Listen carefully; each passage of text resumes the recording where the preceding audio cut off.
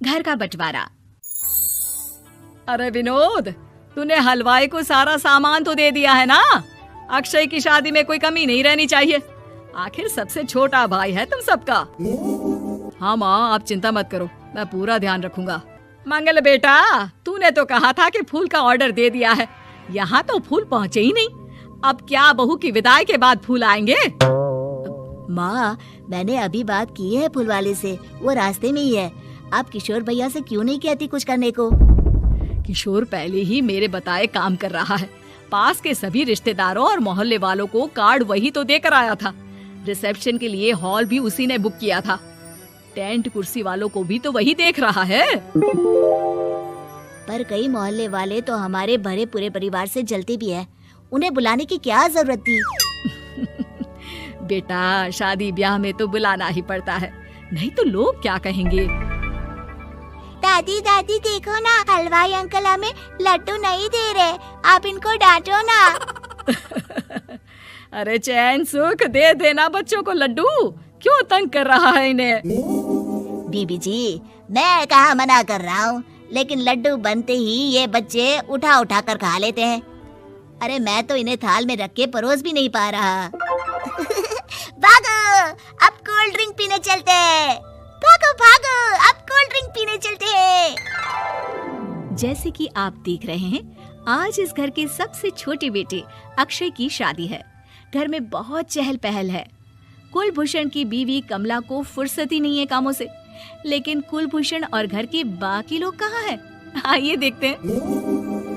अजी, आप यहाँ आराम से बैठकर गाने सुन रहे हो और घर में अभी तक इतने काम बचे हैं करने को। अरे भाई, मेरे सबसे छोटे बेटे की शादी है, इसके बाद तो मैं अब चिंता मुक्त हो ही जाऊंगा। और फिर घर में तुम हो, बेटे बहुएं हैं, तुम लोगों के होते हुए मैं क्यों काम करूं? मैं तो शान से बेटे की शादी में जाऊंगा तैयार होकर। अरे ठीक है, अब आप आराम ही कीजिए। एक बार अभिषेक की बीवी आ जाए, फिर मैं भी आराम करूंगी और मेरी चारों बहुएं पूरे घर की जिम्मेदारियां संभाल लेगी। इतना कहकर कमला वापस अपने काम में लग जाती है। बेटा भी, तू अब तक तैयार नहीं हुआ? किससे बात कर रहा है फोन पर? तैयार कैसे हूँ? सैलून जाने से तो आपने मना किया है, क्योंकि मुझे हल्दी लग चुकी है। भाभीयों को देखो, सुबह से पार्लर में है। अक्षय की शादी हो जाती है और नंदिता बहू बनकर घर आ जाती है, लेकिन इस घर की खुशियों को मानो किसी की नजर लग गई थी। नंदिता के आने के बाद आए दिन घर की शांति भंग होती रहती। अपने माँ बाप की इकलौती बेटी को इतने बड़े परिवार की जिम्मेदारियां कहाँ संभालनी थी? अभी देखो ना, मेरे हाथों की मेहंदी भी अभी नहीं उतरी है और तुम्हारी मम्मी ने मुझे घर के कामों में लगा दिया।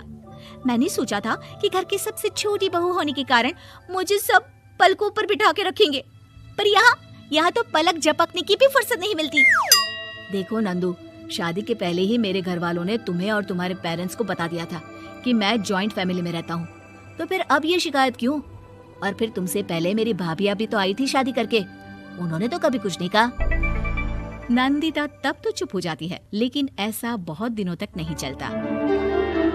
अरे नंदिता, माँ बाबूजी की दवाई का टाइम हो गया है, उन्हें दवाई दिलाओ और उसके बाद सबके लिए नाश्ता बना देना। पर भाभी, मैं तो अभी अपना फेवरेट सीरियल देख रही हूँ, प्लीज मेरी जगह आप कर लो ना ये काम। ठीक है, मैं तेरी जगह माँ बाबूजी को दवाई दे आती हूँ और नाश्ता बना लेती हूँ। तू मेरी जगह पूरे घर की डस्टिंग करके 5 बच्चों को स्कूल के लिए तैयार करके भेज देना और दोपहर का खाना बनाने के बाद कपड़े धोकर सुखा देना। उसके बाद हम दोनों मिलकर बाजार जाकर सब्जी ले आएंगे, फिर डिनर की तैयारी कर लेंगे और उसके बाद बस भाभी, मैं माँ बाबूजी को दवाई देकर सबके लिए नाश्ता बना देती हूँ। हे भगवान, ये कहाँ लाकर फंसा दिया मुझे। मेरे घर में तो गिनती की 8 रोटियाँ और 2 सब्जी बनती थी और नाश्ता निपट जाता था। यहाँ तो रोटियों का ढेर और सब्जियाँ बड़े बड़े पतीलों में बनानी पड़ती है। नाश्ता बनते बनते लंच का टाइम हो जाता है और लंच बनते बनते डिनर का। अभी मुझ में तुम्हारे पूरे परिवार का नखरा उठाने की और ताकत नहीं बची। मैं ऐसे नहीं रह सकती। अरे तो क्या चाहती हो तुम? मुझे अलग रहना है बस। तो ठीक है, हम कल ही शिफ्ट हो जाएंगे किराए के घर में। इतना बड़ा घर होते हुए हम किराए पे क्यों रहेंगे? ना जी ना, घर में ही दीवार खड़ी करो अपने हिस्से के आगे। घर के साथ साथ घर की खुशियों में भी दीवार खींच जाती है। ऐसे ही कई महीने बीत जाते हैं और नंदिता माँ बन जाती है। बच्चे के आने से अभिषेक के कंधों पर खर्चों का बोझ आ पड़ता है। अभिषेक का बोझ कम करने के लिए नंदिता भी पार्ट टाइम जॉब कर लेती है, लेकिन इससे उसके सर पर नौकरी, घर और बच्चे की जिम्मेदारी बढ़ जाती है। नंदिता, ये क्या है? तुमने घर भी ठीक से साफ नहीं किया, ना ही मेरे कपड़े धुले हैं। चिंटू के बाल भी कटवाने जाना था, देखो उसके बाल कितने बढ़ गए हैं। अरे करती क्या हो पूरा दिन तुम? मैं करती क्या हूँ? तुम्हारा नाश्ता और लंच बनाने के बाद चिंटू को डे केयर सेंटर पर छोड़ कर आती हूँ, फिर खुद ऑफिस जाती हूँ। पूरा दिन काम करके आने के बाद बिना आराम किए बाजार से सब्जियाँ लेकर आती हूँ, घर आकर खाना बनाती हूँ, चिंटू को देखती हूँ, और क्या करूँ मैं? तो किसने कहा था अपने सर पर इतने काम लेने को? मत जाओ ऑफिस। ऑफिस जाए बिना घर के खर्चे कहाँ से पूरे होंगे? चिंटू की डे केयर का खर्च, उसके लिए बेबी फूड का खर्च, प्रेस वाले का खर्च, ये सब तुम्हारी सैलरी से होता नहीं है। अगर परिवार से अलग नहीं होती तो इतनी मुसीबतें नहीं उठानी पड़ती तुम्हें परिवार के साथ मिलकर काम करने में दिक्कत थी, लेकिन काम तो अब भी बहुत है तुम्हारे सर पर। चिंटू को भी डे केयर भेजने की जरूरत नहीं पड़ती, उसको गोद में खिलाने के लिए दादा दादी और घर के सभी बड़े होते, उसके साथ खेलने के लिए उसके भाई बहन भी होते। मेरे तीनों बड़े भाइयों के बच्चे भी बड़े हुए हैं, लेकिन बिना महंगा बेबी फूड खाए, क्योंकि मेरी माँ और भाभियाँ बहुत अच्छे से जानती है कि बच्चे को क्या खिलाना चाहिए। बिजली के बिल जैसे खर्चे भी सब मिलकर बांट लेते थे, लेकिन तुम्हें तो सबसे अलग रहने में ही मजा आता है, तो अब शिकायत क्यों करती हो? बस करो अभिषेक, बस करो। मैं मानती हूँ कि मैं गलत थी। मेरे एक गलत फैसले ने हमें बिल्कुल अकेला कर दिया है सबसे। एक घर में होते हुए भी हम बाकी परिवार से अजनबियों की तरह रह रहे हैं। अभिषेक और नंदिता की सारी बातें घर के बाकी लोगों को सुनाई दे रही थी। तभी कमला बोल पड़ती है। अरे नंदिता बहू, किसने कहा कि तुम अकेले हो? तुम्हारा इतना भरा पूरा परिवार है ना तुम्हारे साथ। हम तो बस ये चाहते थे कि तुम अपनी गलती समझ जाओ।